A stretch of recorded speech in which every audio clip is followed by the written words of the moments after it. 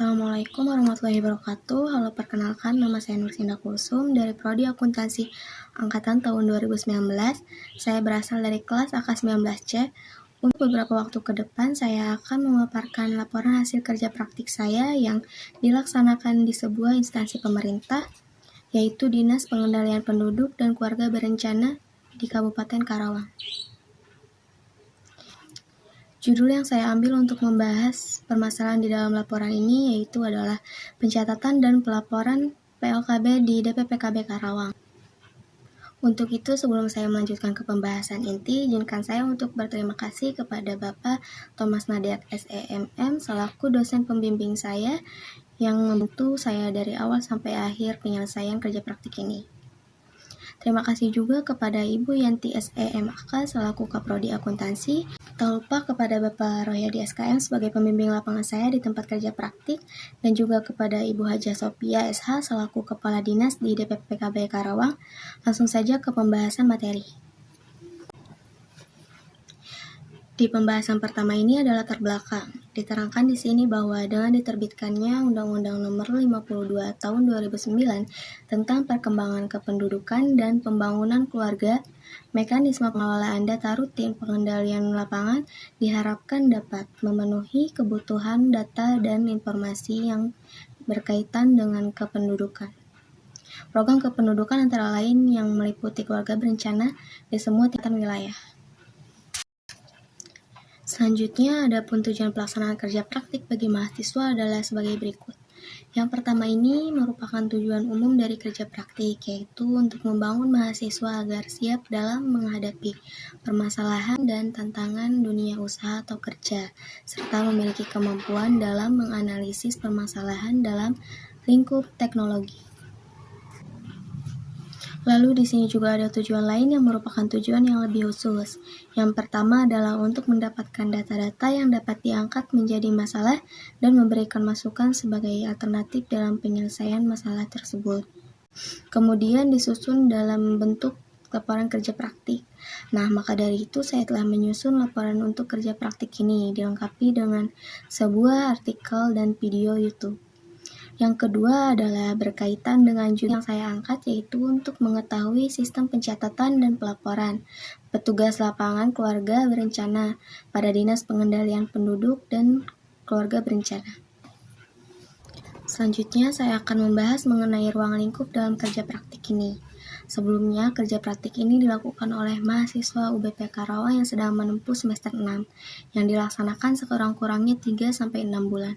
Berdasarkan latar belakang yang telah diuraikan, maka yang menjadi ruang lingkup kerja praktik lapangan ini adalah pencatatan dan pelaporan pada PLKB di DPPKB Karawang. Sebaik apapun sebuah program, jika tidak diikuti dengan sistem pelaporan yang baik dan benar, maka sebuah program tidak akan bisa terlihat baik. Untuk mewujudkan hal tersebut, maka diperlukan sistem pencatatan dan pelaporan yang baik. Pencatatan dan pelaporan tidak luput dari campur tangan sumber daya manusia. Maka sumber daya manusia ini menjadi faktor yang cukup penting dalam sebuah kegiatan pencatatan dan pelaporan. Slide selanjutnya yaitu mengenai tinjauan pustaka yang mendukung teori permasalahan yang saya angkat. Di sini menurut Erlina, Omar Saktirambe, dan Rasdianto tahun 2015 pada halaman 2, akuntansi adalah seni mencatat, mengklasifikasikan, dan mengintisarkan transaksi-transaksi kejadian yang sekurang-kurangnya atau sebagian bersifat keuangan dengan cara menginterpretasikan hasil-hasilnya. Lanjut ke slide selanjutnya yang masih membahas lanjutan tinjauan pustaka. Nah, lalu ada teori menurut Ephraim Ferdinand Giri tahun 2017 halaman 4-5, penyajian dan penyampaian keseluruhan informasi keuangan suatu entitas ekonomi kepada pihak-pihak yang berkepentingan dengan bisnis perusahaan disebut laporan keuangan. Laporan keuangan terdiri atas informasi dalam laporan keuangan dan informasi lain. Laporan keuangan terdiri dari laporan posisi keuangan, laporan laba rugi, komprehensif, laporan arus kas, dan laporan perubahan ekuitas. Selanjutnya di sini pelaporan keuangan pemerintah harus menyajikan secara wajar dan mengungkapkan secara penuh atas kegiatan pemerintah dan sumber daya ekonomis yang dipercayakan, serta meluruskan ketaatan terhadap peraturan perundang-undangan. Laporan keuangan harus disajikan dengan menunjukkan perbandingan antara periode berjalan dengan periode sebelumnya. Diterbitkan tepat waktu segera setelah periode akuntansi berakhir. Laporan keuangan harus menyajikan transaksi-transaksi atau kejadian yang penting. Laporan keuangan mencakup laporan realisasi anggaran, neraca, laporan arus kas, dan catatan atas laporan keuangan.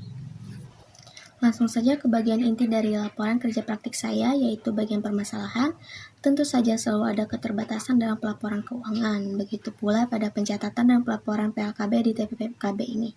Salah satu masalah pada pencatatan dan pelaporan yang dilakukan oleh petugas lapangan keluarga berencana adalah seringnya terjadi kesalahan pengetikan pada pencatatan pelaporan pencapaian keluarga berencana. Salah pengetikan sering terjadi pada satuan persentase pencapaian program keluarga berencana. Narasumber mengungkapkan bahwa jika ada salah pengetikan dari satu pihak pelapor, maka akan memengaruhi pelaporan ke pihak-pihak selanjutnya. Mengingat petugas lapangan keluarga berencana atau PLKB ini adalah elemen terdekat dengan masyarakat dan sumber data, maka dibutuhkan data dan validasi yang benar, karena kebenaran sebuah data akan menentukan jalannya program yang baik.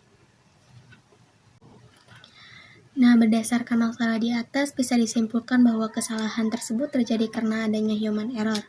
Sebagai solusi, alangkah baiknya jika saat perhitungan persentase menggunakan alat yang terjamin keakuratannya, serta pada saat pencatatan dilakukan pengecekan terlebih dahulu sebelum diserahkannya laporan final tersebut. Walaupun tidak bisa dipungkiri bahwa human error bisa saja terjadi kapanpun, tetapi dengan ketelitian yang lebih tinggi mungkin bisa meminimalisir adanya human error pada saat pencatatan. Kita masuk ke pembahasan terakhir yang tidak lain adalah suatu kesimpulan dan saran. Berdasarkan uraian dalam laporan kerja praktik, maka dapat disimpulkan bahwa masalah yang saya temukan saat pelaksanaan kerja praktik ini yaitu sering terjadinya human error dalam proses pencatatan dan pelaporan. Dalam pelaksanaan mata kuliah kerja praktik ini, penulis mendapatkan banyak pengetahuan baru serta sebuah pengalaman, sebab mendapatkan kesempatan untuk mempraktikkan ilmu yang diperoleh di bangku kuliah. Sehingga mata kuliah ini sangat bermanfaat bagi mahasiswa untuk dapat mengenal dunia kerja nyata, sekaligus mengenal lingkungan dan kondisi kerja yang nantinya akan dihadapi mahasiswa di masa mendatang. Adapun mungkin saran tersebut tidak dapat sepenuhnya menghilangkan permasalahan di masa yang akan datang, tetapi mungkin dapat menjadi pedoman untuk meminimalisir masalah yang mungkin akan terjadi. Sedangkan saran bagi mahasiswa yang akan melakukan kegiatan kerja praktik adalah selalu menjaga nama baik universitas di tempat pelaksanaan kerja praktik, serta disiplin dengan mematuhi segala peraturan di tempat kerja praktik. Untuk permasalahan yang dibahas di atas, yaitu dalam dunia kerja diperlukan adanya tanggung jawab, ketelitian, kesabaran yang tinggi, serta disiplin dalam mengikuti setiap peraturan yang ada di tempat kerja, dan disiplin waktu yang menjadi tanggung jawab utama. Adapun mungkin saran tersebut tidak dapat sepenuhnya menghilangkan permasalahan di masa yang akan datang, tetapi mungkin dapat menjadi pedoman untuk meminimalisir masalah yang mungkin akan terjadi. Nah, alhamdulillah akhirnya selesai sudah pemaparan materi yang saya berikan. Terima kasih sudah menyimak sampai akhir. Tak lupa saya mau minta maaf atas segala salah kata pada saat penyampaiannya. Semoga video ini dapat bermanfaat bagi kita semua, khususnya bagi adik tingkat yang nanti akan melaksanakan kerja praktik di masa mendatang. Akhir kata, wassalamualaikum warahmatullahi wabarakatuh.